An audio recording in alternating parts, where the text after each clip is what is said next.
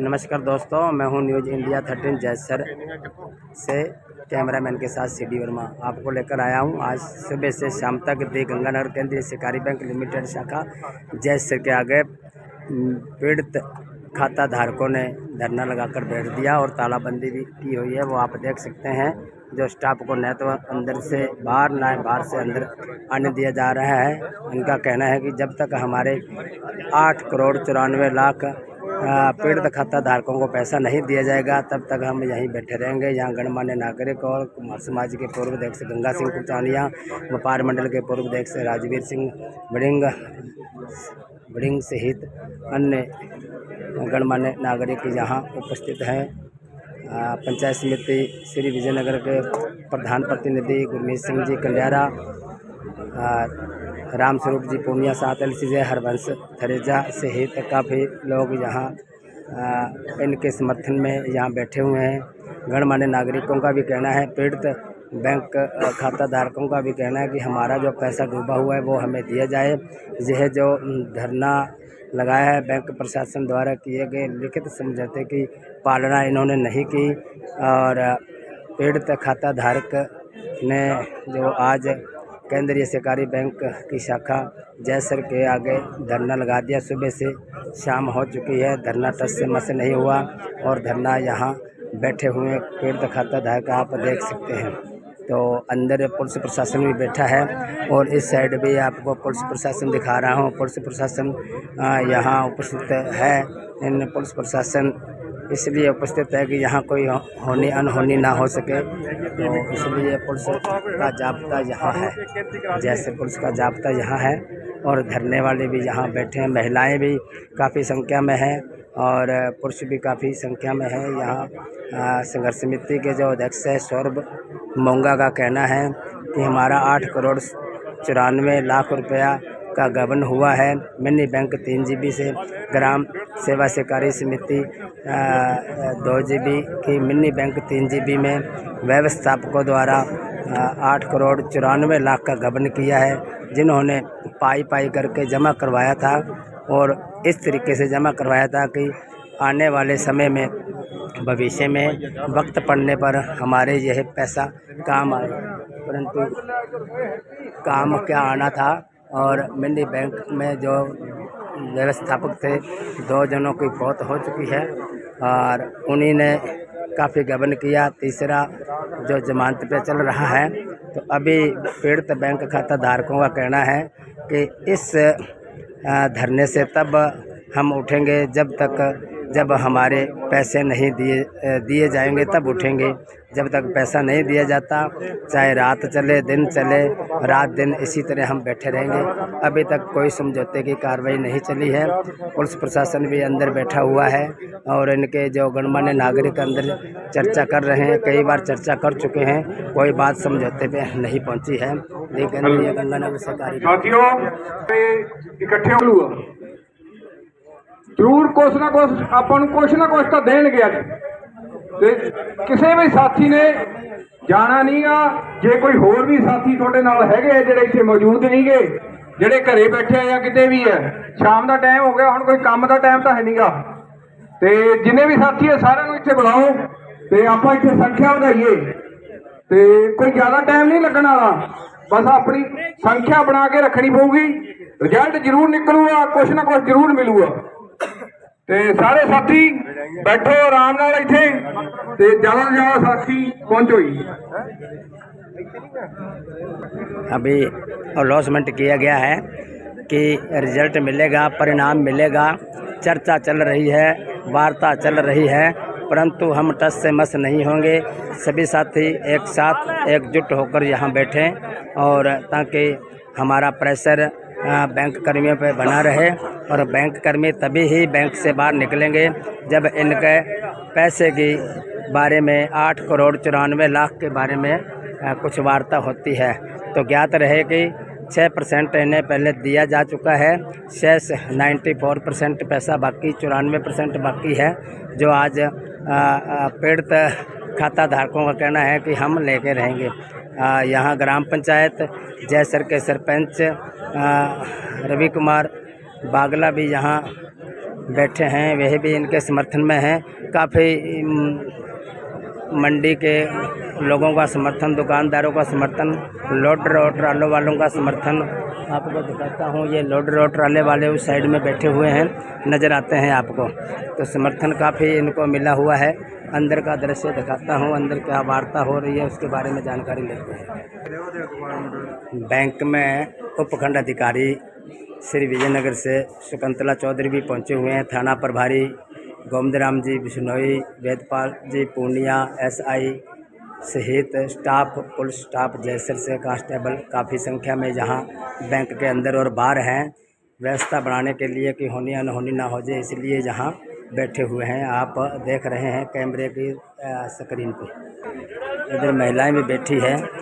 उपखंड अधिकारी श्री विजयनगर से शकुंतला चौधरी भी पहुंची हुई है। नायब साहब अंकित गोदारा जयसर से भी पहुंचे हुए हैं। सभी के साथ बैठ के यहाँ वार्ता होने वाली है। आप देख रहे हैं कैमरे की स्क्रीन पर। चर्चा होने वाली है थोड़ी ही देर में। उपखंड अधिकारी शकुंतला चौधरी धरनार्थियों के बीच में बैठी है।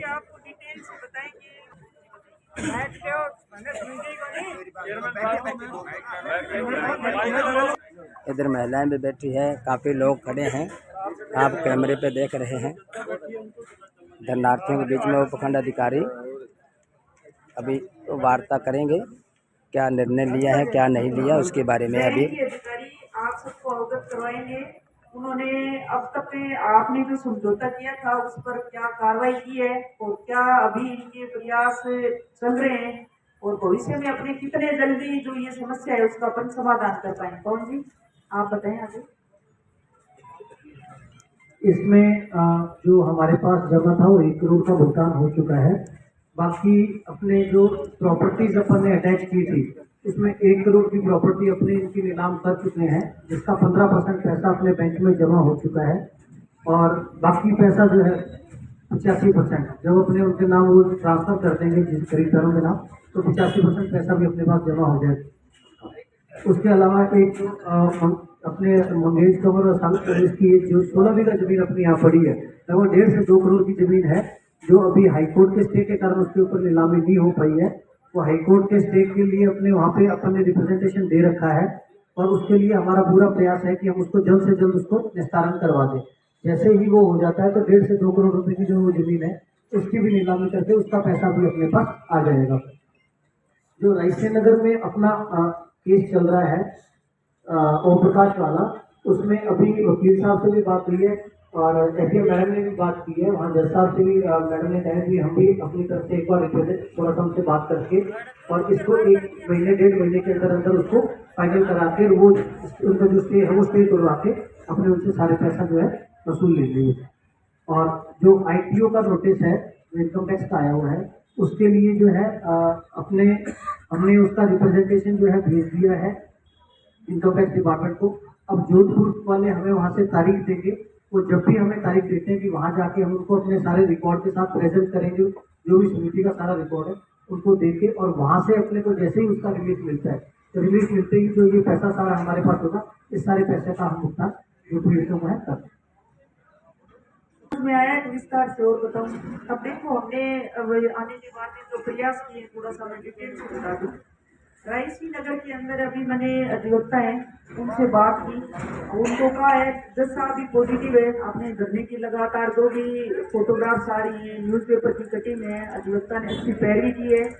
तो उसमें सबसे पहला काम तो किया है पार्टी बन गए अपने। पार्टी बनने के बाद में आज मैंने उनसे अधिवक्ता से कहा है कि ये जायज नहीं है, स्टे नहीं तोड़वाना है, अपने को ये फाइल ही खारिज करवानी है, ठीक है। ओम प्रकाश वाली फाइल खारिज हो जाएगी तो ओम प्रकाश के नाम लगभग ये बता रहे हैं 16 लाख है, 25 लाख इतनी प्रॉपर्टी, 27 लाख प्रॉपर्टी है। रायसी नगर वाले से यदि अपना वो खारिज अपन उसको खारिज करवा लेंगे फाइल को ये बैंक यहाँ से, तो उसमें 27 लाख वाला वो थोड़ा सा प्रयास रहेगा, वो जल्दी हो जाएगा। दूसरा इनका सबसे बड़ी दिक्कत ये है कि अपना सारा पैसा मान लो कुर्की की प्रक्रिया इन्होंने अच्छी तरीके से कर दी। जहाँ जहाँ अपने एक हाईकोर्ट जयपुर में इनका केस है, एक तो कल रायसी नगर वाले की तो कल सुनवाई है, सुनवाई में ये चले जाएंगे। ITO जो हैं सूरतगढ़ में बैठते हैं जोधपुर, वहाँ से इनका वो जो इन्होंने प्रतिवेदन बनाया उसको लेके गए। इसमें हम सबका सुझाव ये था कि इसमें से कमेटी की कोई सदस्य भी साथ चले जाएं, तो आप लगातार बैंक की जो भी गतिविधि है उनसे आप अवगत रहे, ताकि ये थोड़ा सा जल्दी कर पाए और ये मॉनिटरिंग भी आप लोगों की रहेगी कि क्या हो रहा है क्या नहीं, ये भी थोड़ा सा इस चीज से प्रभावित रहेंगे भी आप लोग इन पे मॉनिटर कर रहे हैं। दूसरा ये था, उससे ये फर्क रहेगा कि बैंक जो आईटी वाले हैं, इनकम टैक्स इन पे 27 करोड़ का है और 1 करोड़ इनके पास बाकी है, 7, 8 या 9 करोड़ आप लोग मांग रहे हैं। तो यदि वो इनकम टैक्स वाला जल्दी निपटेगा, उसके बाद भी जो पैसा उन्होंने होल्ड कर रखा है तभी ये बैंक वाले निकाल करके आपको दे पाएंगे। तो पहला हमारा ये प्रयास रहेगा, इनसे अभी चर्चा हुई है, ये उसमें प्रयास करें इनकम टैक्स का जो इन्होंने जो 27 करोड़ का है वो अपनी प्रतिवेदन पेश करें। आप में से कोई भी मेंबर साथ चले गए, राजेश जी हैं सूटगढ़ से, प्रतीक जी कह रहे हैं, ये बात कर लेंगे और वहां से उनके साथ जाकर के आप जो भी डिटेल है अब तक की जो भी घटनाक्रम है पूरा उनको विवरण वो बता देंगे। तो पहला स्टेप अपने को वो करना पड़ेगा, वो मजबूती से अपन उठा पाए तो दूसरे स्टेप पे पैसे देने की स्थिति में आएंगे। पैसा हो सके भी पैसा नहीं दे पाए, पूर्ति की प्रक्रिया लगभग जहाँ जहाँ हो चुकी है उनकी उस स्थिति में अपने आ जाएंगे। 1 करोड़ लगभग इनका पैसा ये बता रहे हैं पड़ा है, तो कम से कम उस स्थिति में तो आए। तो ये हमारे ये प्रयास हैं। एमडी साहब से और हम कोशिश करेंगे कि आप लोगों की और मुलाकात करवा दें, या सोमवार मंगलवार तक आ, तो वो है हनुमानगढ़, अभी मेरी बात ये मीटिंग में है तो आ नहीं पाए।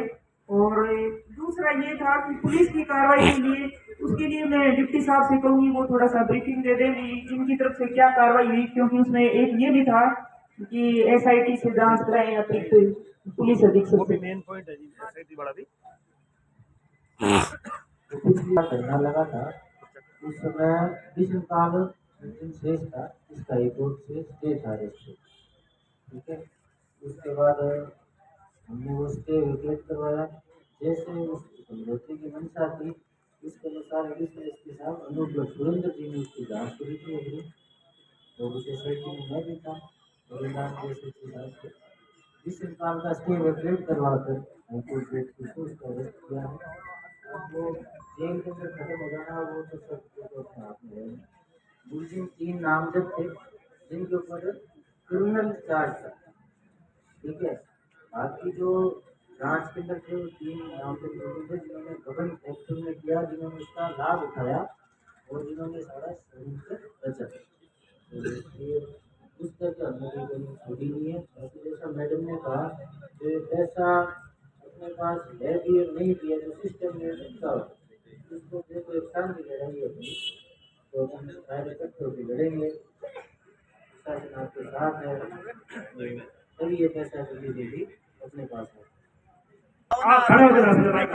4 करोड़ 21 ਲੱਖ ਰੁਪਇਆ ਸੀਗਾ ਸਾਡਾ ਸੁਸਾਇਟੀ ਵਾਲਾ ਪਿਆ ਸੀਗਾ, ਉਹਨਾਂ ਦੇ ਵਿੱਚ ਉਹਨਾਂ ਨੇ 290 ਆਪਦਾ ਕਹਿੰਦੇ ਲੋਨ ਹੈ ਜੀ ਸੁਸਾਇਟੀ ਨੇ ਦਿੱਤਾ ਹੋਇਆ, 290 ਲੋਨ ਇਹਨਾਂ ਨੇ ਕਿਹਾ ਸਾਡਾ ਦਿੱਤਾ ਹੋਇਆ ਸੁਸਾਇਟੀ ਨੂੰ, ਉਹਦਾ ਇਹਨਾਂ ਨੇ ਆਪਦਾ ਕੱਟ ਲਿਆ और मगर बचा 1 करोड़ 21 लाख रुपया, वो जो कहते भी ਅਸੀਂ ਵੰਡਤਾ, ਹੁਣ 290 आप तक सिक्योर हो गए, ਸਾਨੂੰ ਕਿਹੜੀ ਕੁਰਕੀ ਕਰਕੇ ਦੇਵਾਂਗੇ, ਉਹ 290 ਵੀ ਪੂਰਾ ਸਹੀ ਨਹੀਂ ਗਾ ਕਿਉਂਕਿ ਉਹਦੇ ਸਾਈਨ ਬਾਅਦ ਕਰਵਾਏ ਗਏ और इस गल का एमडी ਨੂੰ ਧਿਆਨ ਵੀ ਹੈ, ਉਹਦੇ ਆਧਾਰ ਤੇ ਹੀ ਹਰਕੇਸ਼ ਮੀਣਾ ਜੀ ਸਸਪੈਂਡ ਹੋਏ ਸੀ। ਮੰਨੇ ਵਾਲਾ ਕੋਰਟ ਇਹਨਾਂ ਨੇ ਫਰਜ਼ੀ ਕੀਤਾ ਹੀ ਸਾਰਾ।